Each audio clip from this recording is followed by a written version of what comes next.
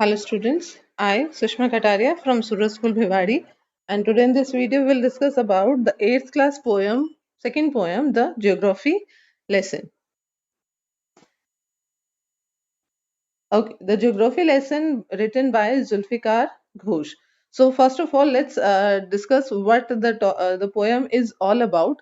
The poem is about the geography planning of any country or any state or any city.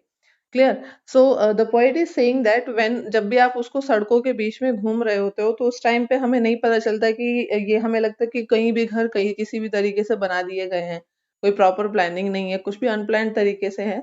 But अगर आप उसको height पर जाकर देखते हो तो क्या आपको पता चलता है कि जो सिटी है वो किस तरह से जियोग्राफी के प्लान के अकॉर्डिंग बहुत ही प्रॉपरली बनाए जाते हैं।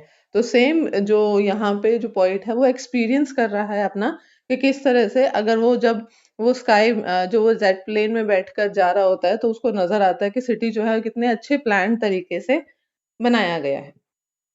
Okay, so let's start with the first stanza. When the jet sprang, what is the meaning of sprang over here? तो स्प्रैंग का मतलब होता है उड़ना। जब वो जो उड़ा जो जेट यानी कि जो आप इसको एरोप्लेन लगा लीजिए या आप इसको जेट प्लेन लगा लीजिए, whatever you can take it. Okay, the when the jet sprang into the sky, जब वो स्काई में उड़ा, it was clear why the city had developed the way it had. तो कहता है कि जब उस टाइम पे जब मैंने ऊपर से उस सिटी को देखा तो मुझे ये उस टाइम पे पता चल गया कि जो सिटी है इस तरह से डेवलप क्यों हुआ है। Seeing it scaled 6 inches into the mile। अब देखो जब आप ऊपर आपने देखा होगा कि जब आप जनरली आप सड़कों पे घूम रहे हो तो एक छोटी सी सड़क को, एक छोटी सी गली को क्रॉस करने में you should take some time, आपको वो सड़क लंबी लगती है। लेकिन जब आप उसी पोर्शन को आकाश से देखते हो तो बहुत छोटी सी नजर आती है आपको, है ना? तो सेम यही चीज बोला गया है कि ऐसा देखकर ऐसा लग रहा है कि जो माइल्स हैं वो कुछ इंचेस में कन्वर्ट हो गए हैं।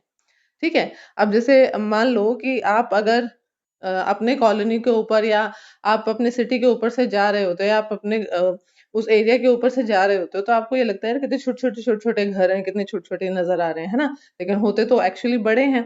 तो ऊपर से देखने से कैसा लगता है कि जो माइल्स हैं, जो मीलों की दूरी है वो इंचेस में कन्वर्ट हो गई है।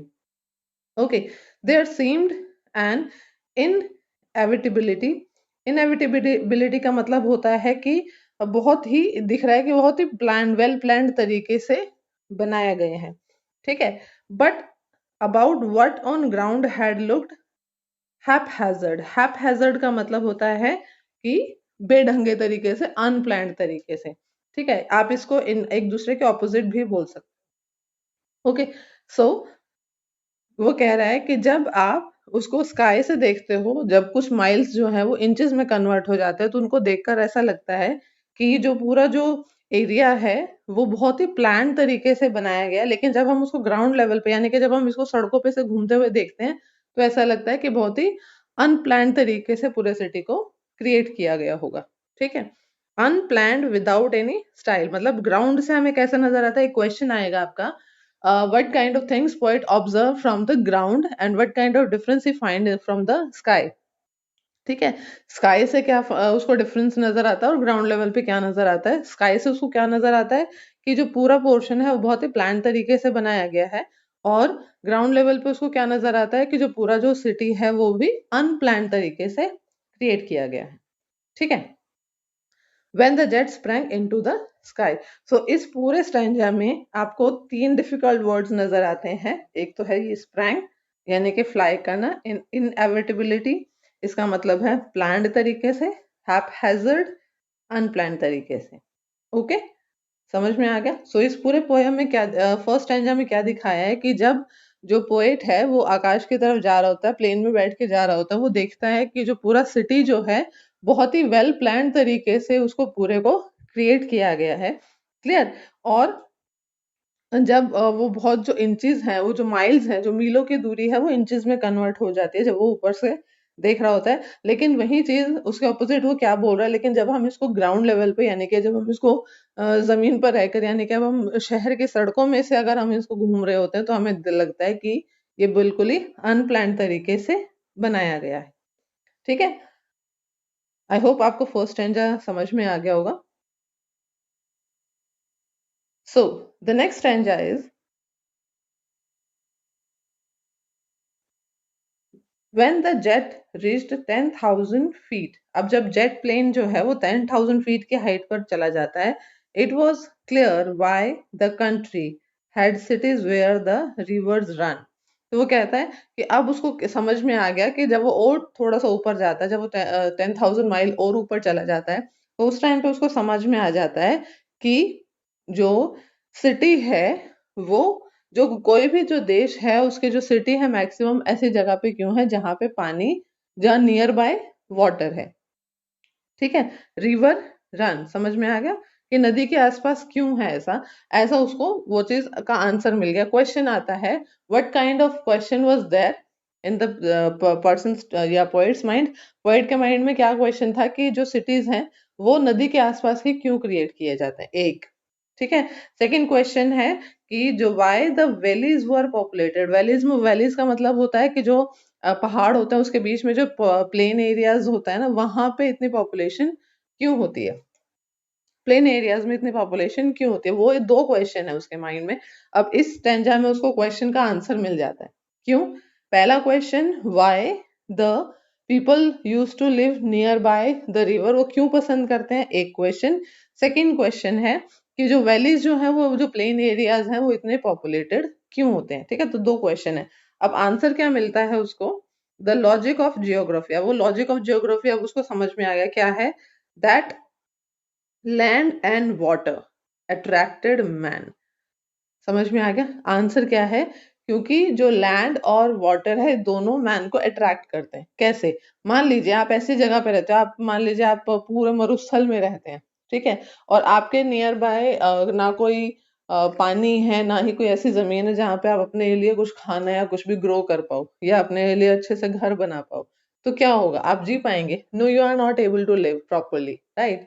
सो इसीलिए जो इस तरह के एरियाज क्यों पॉपुलेटेड हैं, क्योंकि वहां पे लैंड पे वो खेती करके अपने लिए भोजन उगा सकते हैं ह्यूमन बींग्स, राइट. अपने लिए घर बना सकते हैं प्लेन एरियाज में. एंड नेक्स्ट वाटर, इसलिए क्योंकि वाटर से ही वो सारी चीजों को अपने डेली रूटीन की लाइफ को प्रॉपरली रन कर सकते हैं. तो वाटर और लैंड ये दो चीजें ऐसी हैं. अब ये आपको भी पता है कि वाटर का और लैंड का इंपॉर्टेंस क्या है एक ह्यूमन बींग्स की लाइफ में, राइट. सो वो वाटर और लैंड इस तरह से इसीलिए ह्यूमन बींग्स को अट्रैक्ट करते हैं. और इसीलिए जो सिटीज हैं वो नियर बाय रिवर के होते हैं, जहाँ पे रिवर बह रही होती है वहां पे जो सिटीज हैं वो ज्यादा होते हैं. Okay, clear. So it was clearly delineated. Delineated मतलब होता है कि शो होना, शोन, इट क्लियरली शोन, ये कब बिल्कुल क्लियरली दिख रहा है, प्रदर्शित हो रहा है या फिर जताया जा रहा है. ठीक है, तो इस पूरे पोर्शन में आपके पास जो एक डिफिकल्ट वर्ड आया वो कौन सा आया, डेलिनिएटेड. ठीक है. when the jet reached 10,000 feet, जब वो रीच, अब वो 10,000 फीट पे पहुंचता है तो उसको ये सारी चीजें पता चलती है. दो क्वेश्चन का आंसर उसको मिलता है कि वो जो वैलीज हैं वो इतने पॉपुलेटेड, जो प्लेन एरियाज हैं वो इतने पॉपुलेटेड क्यों हैं, और जो सिटीज हैं वो नियर बाय रिवर क्यों है. तो क्यों है, एक ही आंसर है उनका, because the land and river attracts human being. Okay, so I hope you understand the second stanza as well. Let's start with the third one. So the third stanza, when the jet rose 6 mile high, वो अब जो और जो 6 mile high चला जाता है, it was clear that earth was round. अब देखिए, जब आप आकाश में जा रहे होते हैं, कभी आपने अगर प्लेन से सफर किया हो, अगर आप लैंड की तरफ देखते हो तो आपको नजर आता है, जब क्षितिज, पता है ना आपको, जब जहाँ अर्थ और स्काई का जब मिल मिल रहे होते हैं, ऐसा लगता है कि वो कंबाइन हो रहे हैं, ज्वाइंट हो रहे हैं. तो वो जो एरिया है उसमें अर्थ जो है वो एक कर्व नजर आएगा आपको, जब वो आप हाइट पे चले जाओगे, है ना. तो एक कर्व जैसा नजर आएगा कि आपको प्लेन एरिया नजर नहीं आएगा, it seems like a curve. ठीक है, तो उसको कहता है कि जब मैं और 6 माइल ऊपर जाता हूँ तो मुझे पता चल जाता है कि अर्थ जो है वो राउंड है. अब एक इस पूरे पोयम में एक बहुत इंपॉर्टेंट क्वेश्चन है कि जब भी जो पोइट है वो जब प्लेन में बैठता है उसको कौन कौन सी चीजों की नॉलेज मिलती है या कौन कौन सी चीजें उसको जानने को मिलती है. ठीक है.